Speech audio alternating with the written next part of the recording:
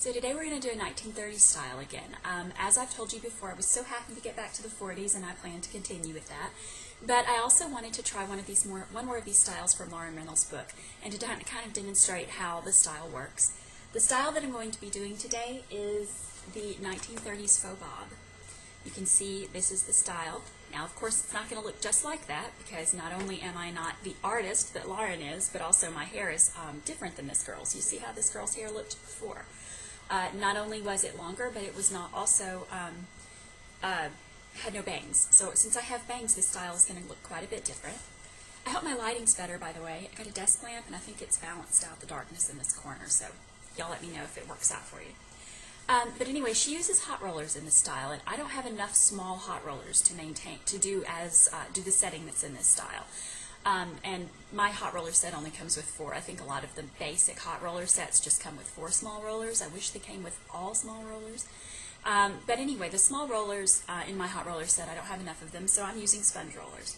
And what I did is I sprayed my hair damp last night, as you've seen me do in several of my tutorials. The Gil Elfgren tutorial, principally, I believe I did a sponge roller set in that for you. But what you do is you're going to divide your hair initially into 3 sections. You're going to divide it, you're going to make a part, and you're going to have one section on this side of the part, forward of the ear, one section on this side of the part, forward of the ear, and then your back section, which you're going to keep out of the way for the time being. Then you're going to roll all the hair on this side of the section with smaller rollers, and these are medium-sized rollers, but the curl will still be pretty small, away from the part, and then you're going to roll all the hair on this side away from the part. Then you're going to take your back section, and you're going to pile the top, or the crown, of the hair that would be for the crown. You're going to pile that on top of your head, and then you're going to take all that bottom section and roll it all the way to the scalp with smaller rollers.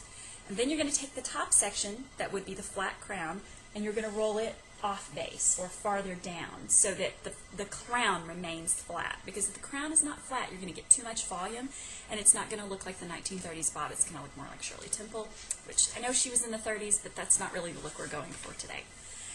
So what we're going to do is we're going to go ahead and start combing this out. Now, this is a style that's going to require patience, because you're going to have to work each section individually. And like I said, I've got bangs, so this is going to be interesting to see how it turns out. I'm going to use a styling comb. I'm not going to use a brush today.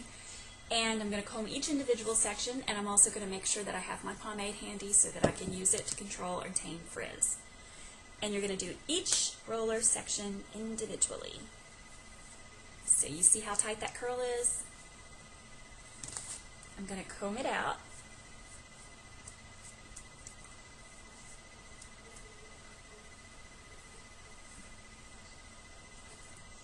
And I'm not sure yet what I'm going to do with that, because like I said, I have bangs, so I'm going to have to work this style the best way that I can without following her exactly in the book.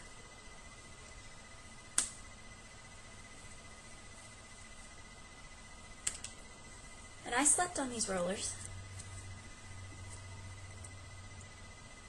So I've got a couple of really tight curls right there.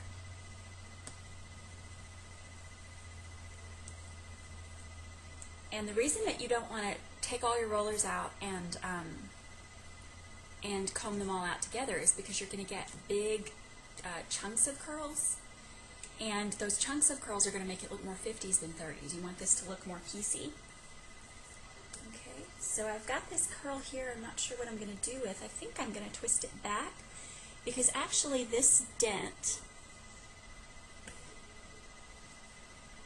that you see from the roller actually is kind of indicative of the 30s, of a 30s dent that would have been there intentionally, like a wave.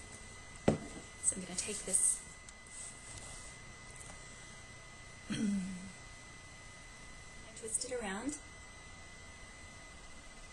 I might let this one curl on my forehead. might let this one, let's see, this one needs to be combed out. So I'm going to comb it out individually. And I'm just going to keep some pomade on my hands.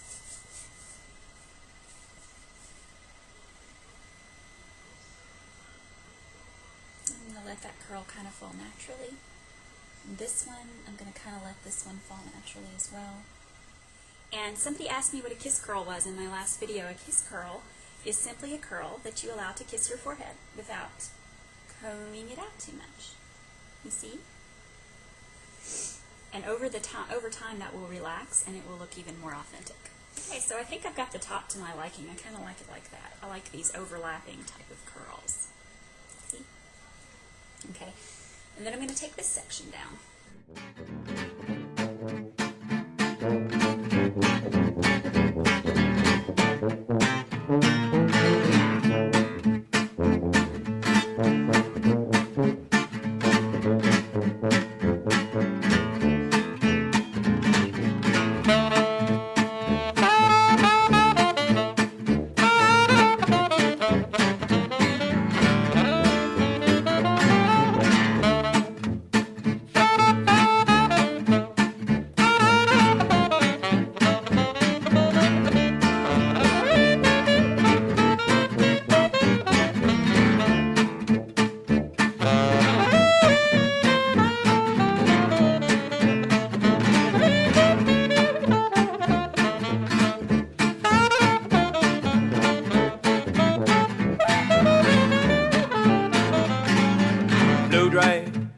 It sure is dragging me down. I'm almost scraping the ground when I hear that blue drag. So drag, it's got that new lazy swing. I crave that new lazy thing. I must have my blue drag. Oh, that rhythm, blue rhythm has brought me this peculiar day. Oh, that rhythm, blue rhythm has brought me this peculiar phase. I can't get enough of blue drag. You've got my soul on fire. Oh, I never tire of that low down blue drag.